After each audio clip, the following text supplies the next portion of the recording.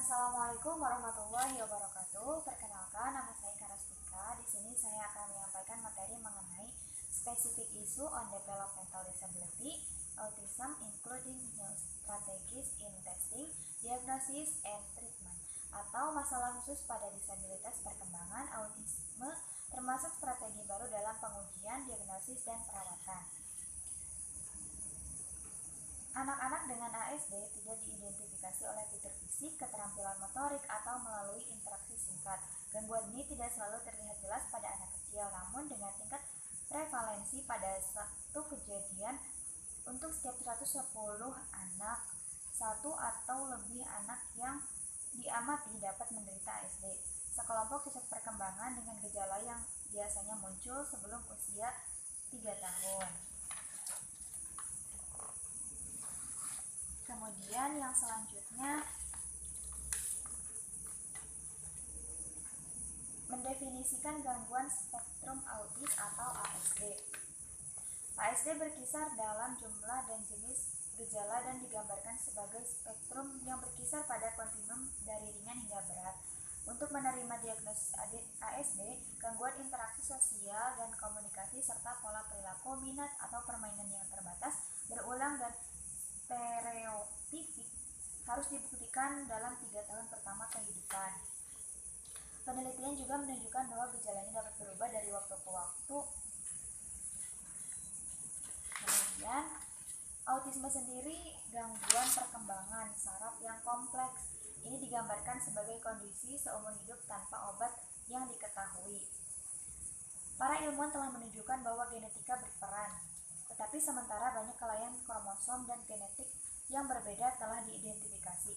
Tidak ada satupun yang hadir untuk semua anak. ASD terjadi pada sekelompok ras, etnis, dan sosial ekonomi, tetapi 4 kali lebih mungkin terjadi pada anak laki-laki daripada anak perempuan. Lebih banyak anak kecil daripada sebelumnya yang didiagnosis dengan ASD.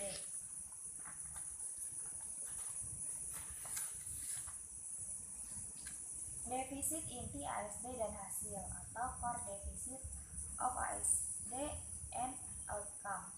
Anak-anak dengan ASD cenderung mengalami keterlambatan dan gangguan dalam komunikasi dan bahasa ekspresif dan reseptif. Keterlambatan atau perbedaan dalam komunikasi seringkali menjadi perhatian pertama yang dicatat oleh orang tua. Orang tua sering bertanya-tanya apakah anak mereka mengalami gangguan pendengaran karena mereka tidak menoleh untuk melihat ketika namanya dipanggil dan tidak mengikuti petunjuk sederhana atau mengidentifikasi objek umum. Semua gejala gangguan pendengaran. Anak-anak dengan ASD juga mengalami kesulitan bersosialisasi dengan orang lain dan kemudian memahami sudut pandang orang lain. Anak-anak dengan ASD mungkin menunjukkan perilaku yang tidak biasa atau aneh dalam situasi sosial yang di luar mungkin dianggap kasar, tidak dapat diterima, atau menyinggung.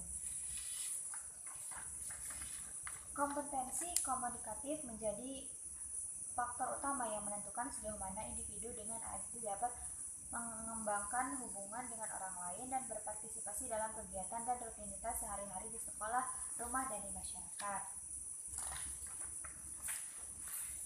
Kemudian poin selanjutnya yaitu early identification. Mengapa mendiagnosis lebih awal? Dekade terakhir penelitian telah memperkenalkan perilaku baru yang berkontribusi pada diagnosis ASD sebelumnya. Diagnosis autism pada usia 26 pada usia 2 tahun dapat diandalkan, valid, dan stabil. Saat ini usia rata-rata untuk mendiagnosis ASD di Amerika Serikat adalah lebih dari 4 tahun. Sebagian besar anak yang diidentifikasi memiliki ASD menunjukkan gejala dalam 2 tahun pertama kehidupan dan keluarga mereka umumnya mengungkapkan keprihatinan mereka kepada dokter anak pada saat anak mereka berusia 18 bulan. Menurut Wimpory, Hobson, William, dan Nash tahun 2000. Ada beberapa alasan mengapa identifikasi dini itu bisa tertunda. Kurangnya pelatihan profesional tentang tanda-tanda awal autism oleh perawatan dini dan pendidikan atau profesional medis, serta cakupan rencana perawatan kesehatan yang berkontribusi pada penundaan identifikasi. CDC dan Mitra Nasional meluncurkan kampanye yang mendorong kesadaran masyarakat akan tanda-tanda awal autism. Pelajari tanda-tandanya, bertindak lebih awal. Ada beberapa situs juga yang menyediakan daftar periksa perkembangan dalam format interaktif dan dapat dicetak untuk akses yang mudah. Organisasi nasional lainnya seperti American Academy of Neurology telah menerbitkan pedoman klinis mengenai screening dini dan diagnosis ASD. Autism Speaks, sebuah organisasi dengan internasional yang didedikasikan untuk kesadaran publik akan autisme, memiliki profil media yang tinggi termasuk kehadiran di internet dan televisi dengan banyak sumber daya untuk meningkatkan identifikasi awal, termasuk video perpustakaan yang menggambarkan bendera merah awal autism untuk profesional dan keluarga. Kemudian, siapa dan bagaimana? Orang tua atau pengasuh termasuk profesional perawatan dini dan pendidikan umumnya adalah orang yang pertama yang melihat perbedaan atau perubahan dalam perkembangan anak. Pembiasaan dengan perkembangan anak itu penting bagi keluarga dan pengasuh. Tidak hanya mendidik mereka tentang perkembangan anak mereka, itu memberi informasi untuk dibagikan dengan dokter anak-anak selama mereka melakukan pemeriksaan. Tanda-tanda awal autisme dengan keterlambatan perkembangan dan perkembangan yang khas. Biasanya itu yang pertama kurangnya komunikasi sosial. Bermain maksudnya di sini yaitu penurunan tingkat permainan simbolis, penurunan tingkat meniru tindakan dengan objek, tindakan berulang dengan mainan. Kemudian bahasa dan kognisi, penurunan tingkat komunikasi, kurangnya sosial, tidak ada satu kata pun pada 16 bulan. Kemudian perilaku atau minat yang berulang. Kemudian juga fungsi regulasi atipikal.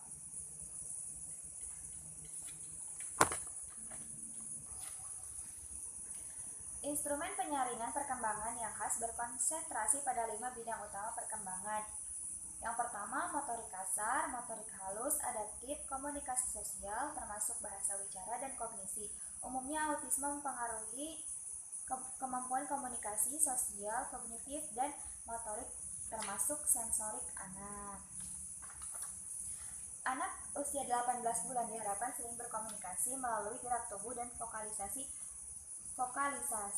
untuk mengajukan permintaan, memprotes, dan menarik perhatian pada diri sendiri. Bahkan jika mereka tidak menggunakan banyak kata, penggunaan kata harus ditingkatkan dengan kata-kata ditambahkan ke dalam kosakata anak pada setiap minggunya.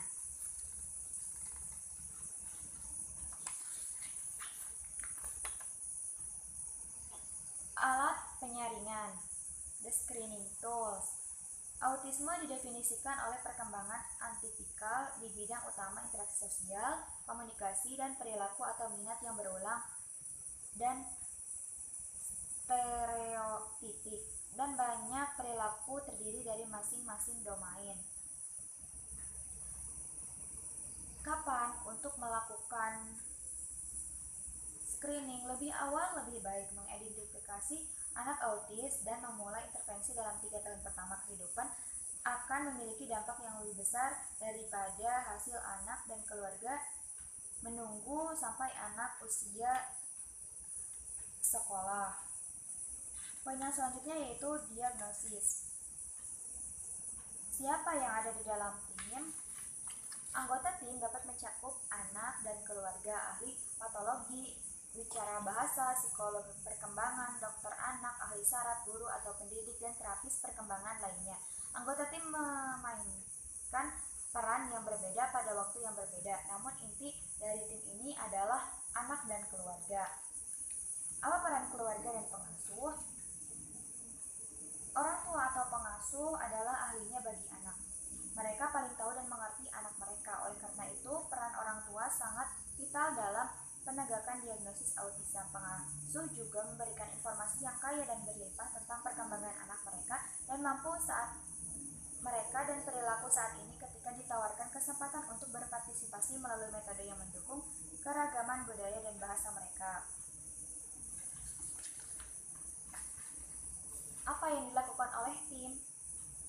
Pada saat ini tidak ada prosedur medis, pemeriksaan neurologis, atau tindakan psikometrik yang tidak dapat disangkal yang dapat menentukan apakah seorang anak menderita autism. Pengukuran perilaku yang dilakukan oleh tim ahli dengan pengetahuan khusus tentang gangguan spektrum autism adalah alat yang digunakan untuk diagnosis.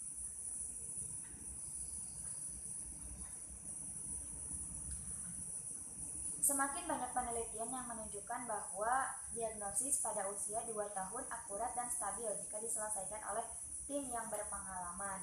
Itu disampaikan oleh Bishop, Hagan, dan Lord pada tahun 2007. Observasi dan tindakan informal, atau poin selanjutnya yaitu observation and informal measures. Penting untuk mengamati anak autis di berbagai lingkungan karena setiap lingkungan dapat menimbulkan perilaku atau tanda bahaya autisme yang berbeda. Di sini seorang ahli diagnosa mewawancarai orang tua tentang anak mereka dan kemampuannya. Laporan orang tua merupakan sumber informasi penting dan terpercaya tentang perkembangan anak. Poin yang selanjutnya yaitu natural language and play sample. Bahasa alami dan sampel permainan menawarkan informasi yang kaya tentang kemampuan mandiri, kognitif, dan simbolik anak. Karena anak-anak dengan autisme mengalami keterlambatan dalam keterampilan komunikasi sosial, penting untuk menilai kemampuan bahasa dan bermain mereka secara mandiri. Poin yang selanjutnya yaitu penilaian langsung dan tindakan standar. Evaluasi bicara bahasa, menilai bahasa reseptif, pemahaman, dan ekspresif anak. Penurunan kemampuan bahasa reseptif atau kurangnya berbicara pada usia 15 bulan menunjukkan perlunya evaluasi lebih lanjut. Poin yang selanjutnya yaitu intervention. Untuk anak-anak dengan ASD, penelitian menunjukkan bahwa intervensi yang diberikan sebelum usia 3 tahun memiliki dampak yang jauh lebih besar daripada intervensi yang diberikan setelah usia 5 tahun. Temuan ini konsisten dengan penelitian intervensi awal dengan populasi lain menurut Lord dan Paul pada tahun 1997. Karena sifat autisme, anak kecil dengan ASD berisiko mengalami interaksi sosial yang buruk. Studi terbaru menunjukkan bahwa intervensi yang diterapkan orang tua dimulai pada tahun kedua kehidupan dapat mempengaruhi perhatian bersama dan komunikasi sosial dan akibatnya hasil perkembangan.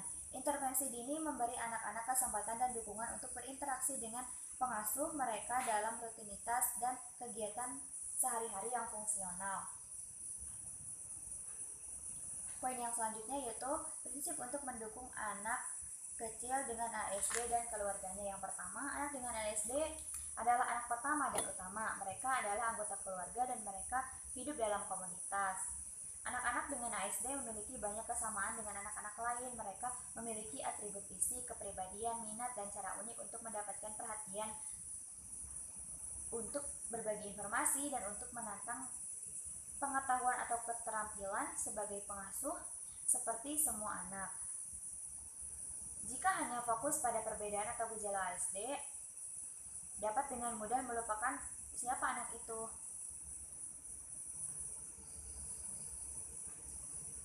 Sebagai pengasuh anak ASD, penting untuk melihat anak bukan kelainannya dan untuk mendukung anak dalam keluarga saat mereka hidup, belajar, dan bermain di komunitas mereka.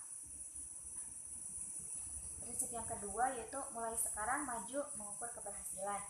Jika Anda mengamati tanda bahaya untuk ASD, Anda tidak perlu menunggu diagnosis untuk mulai memberikan dukungan dan instruksi. Libatkan anak dalam aktivitas sosial, komunikasi, dan bermain yang sesuai dengan perkembangannya secara sistematis, meningkatkan jumlah keterlibatan aktif anak, dan memperluas minat dan interaksi dengan orang lain. Poin yang ketiga yaitu kemitraan dengan keluarga sangat penting. Keluarga terlibat secara maksimal dalam layanan dan dukungan untuk anak-anak dengan ASD dengan faktor sederhana dari usia anak dan ketergantungan pada orang tua untuk pengasuhan. Yang keempat yaitu anak-anak dengan ASD membutuhkan kurikulum yang komprehensif untuk memasukkan konten yang sesuai dengan perkembangan di seluruh area pembelajaran. Poin yang kelima yaitu bangun rutinitas harian yang fungsional dan dapat diprediksi. Perawatan harian dan rutinitas bermain yang diidentifikasi oleh anggota keluarga dan pengasuh adalah konteks utama untuk intervensi tertanam dengan anak-anak ASD karena pengulangan, frekuensi, implementasi, sistematis, fungsionalitas, kesesuaian budaya.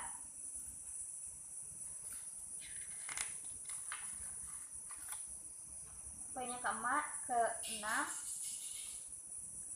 banyak jika tidak sebagian besar strategi pengajaran atau intervensi yang digunakan untuk anak-anak dengan ASD juga efektif dengan anak-anak lain di kelas atau sebuah program. Yang ketujuh yaitu masalah lingkungan, mengatur penanggung untuk pembelajaran. Pengasuh dapat merancang lingkungan untuk mendorong inisiasi komunikasi, interaksi sosial, dan bermain. Namun itu harus bermakna dan dapat diprediksi untuk anak-anak ASD. Yang kedelapan yaitu fokuskan perhatian intervensi pada hasil prioritas. Yang kesembilan, tanpa ragu perilaku berkomunikasi, pelajari bagaimana setiap anak berkomunikasi dan merespons secara konsisten. Ketika anak ASD hanya bisa mendapatkan perhatian dengan memetik, mencubit atau menendang, maka dia akan melakukan perilaku yang tidak pantas karena berhasil. Yang ke-10 itu mengajarkan keterampilan sosial dengan sengaja. Meskipun defisit keterampilan sosial adalah fitur utama dari ASD, beberapa anak menerima pemrograman keterampilan sosial yang memadai. Kemudian yang ke-11, tim dengan keluarga sebagai pemandu memberikan kecerdasan kelompok. Tim mengkoordinasikan tujuan, metode, dan rencana untuk anak. Seperti yang direkomendasikan sebelumnya, anak-anak dengan ASD mendapat manfaat dari pendekatan tim yang dipandu oleh prioritas dan perhatian keluarga. Kemudian yang terakhir yaitu percaya pada semua anak dan menghargai kontribusi mereka untuk masyarakat yang beragam dan berkembang. Poin selanjutnya yaitu implikasi atau future implication. Meskipun masih banyak yang harus dipelajari tentang anak kecil dengan ASD, lebih banyak yang diketahui sekarang daripada sebelumnya, dan lebih banyak yang dipelajari setiap hari. Kelompok penelitian dan advokasi terus mencari metode evaluasi diagnostik yang akurat dan perawatan yang komprehensif, serta mengembangkan intervensi spesifik yang efektif untuk mengatasi berbagai kebutuhan individu dengan ASD. Setiap orang dapat memainkan peran penting dalam membantu memenuhi kebutuhan anak kecil dengan ASD dan keluarganya. Kita dapat terus mencari penyebabnya, mencari identifikasi dini, dan yang terpenting membantu mendukung tumbuh kembang semua anak kecil ASD. Diidentifikasi sejak dini, prognosis untuk perbaikan sangat baik. Masa depan sudah matang untuk penemuan dan perubahan dekade berikutnya akan membawa pertumbuhan besar dalam pengetahuan tentang gangguan spektrum autisme. Sekian materi yang dapat saya sampaikan. Mohon maaf atas segala kekurangannya. Billahi taufiq wal hidayah. Wassalamualaikum warahmatullahi wabarakatuh.